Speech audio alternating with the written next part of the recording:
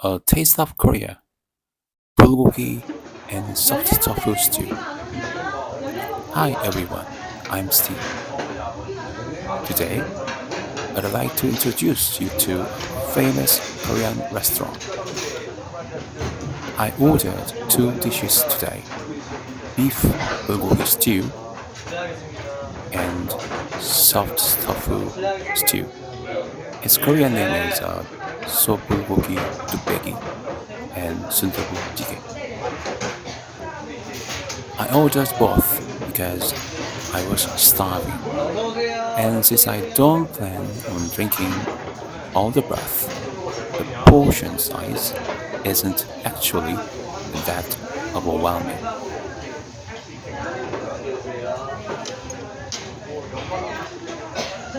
I avoid finishing the broth to prevent consuming too much sodium.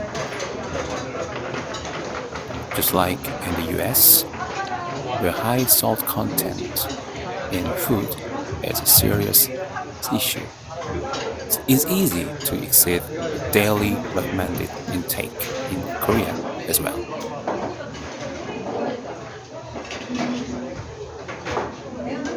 If you finish just one bowl of stew like this, you've already hit your salt limit for the day. That's why when eating in Korea, I recommend finishing the broth for only one meal and just taking a few sips for the other two.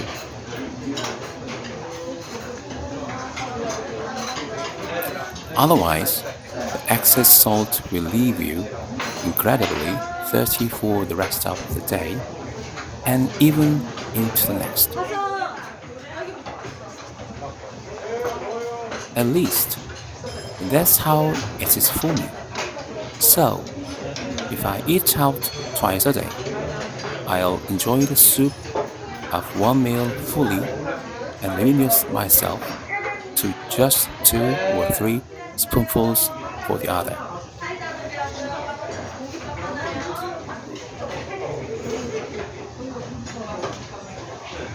Beef bulgogi stew is made by cooking marinated beef and placing it in a sweet and slightly salty broth. It's truly a total health food. It's packed with various vegetables and medical herbs, and the clear broth simmered for a long time is incredibly savory. Many people love to mix their rice right into the soup. It's the perfect comfort food for a cold winter day like today, which is probably why so many others in the restaurant were ordering it too. Next is a soft tofu stew, which is arguably Korea's ultimate soul food.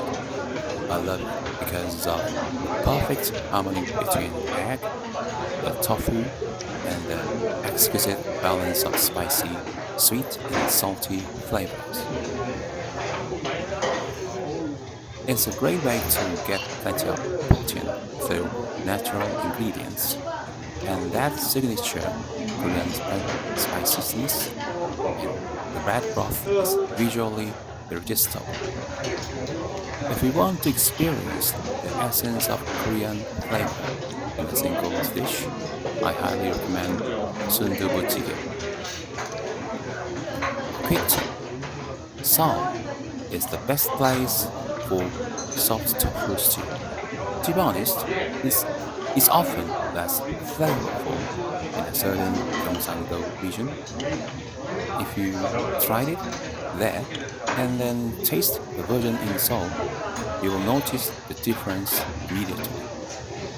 Most of the best restaurants are concentrated in and around Seoul because it the competition is so fierce. If a place doesn't have a competitive edge in flavor, it won't survive more than a few months. So make sure to try it in Seoul.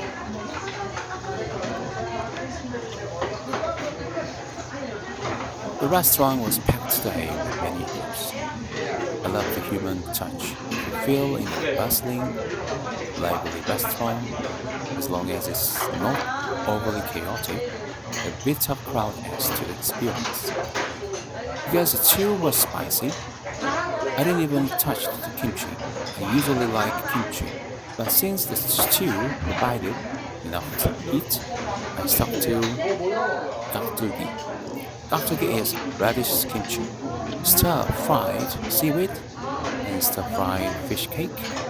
Personally, I prefer gakdugi over kimchi. Kimchi flavors vary widely by region, and some are way too salty for my taste. However, I did enjoy hanbei kimchi from Jeju Island because the sodium level was just right.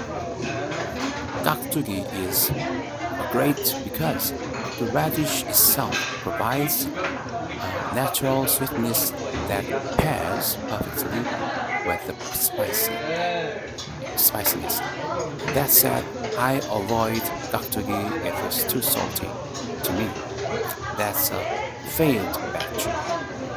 A top-tier gakdugi uses generous ingredients, balance the spice with the natural sweetness of the radish, and has a slightly thick seasoning made with glutinous spice flavor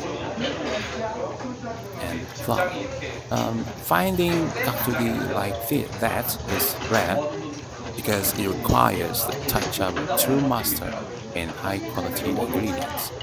In Korea, we say food needs a warm heart to taste truly authentic. Wise restaurant owners know that making proper gakdugi is a smart investment. In fact, the places with long lines out the door are usually the ones that don't skimp on their kimchi or gakdugi. That's what keeps people coming back.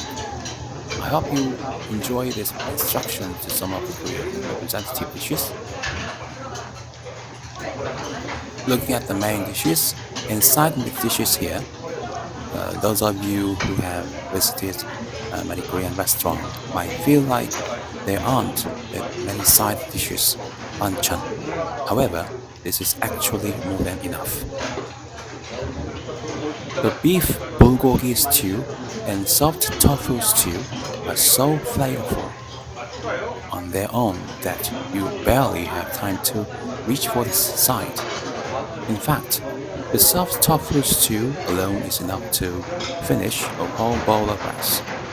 That said, Koreans tend to feel that while the rice is important, the side dishes are even more crucial.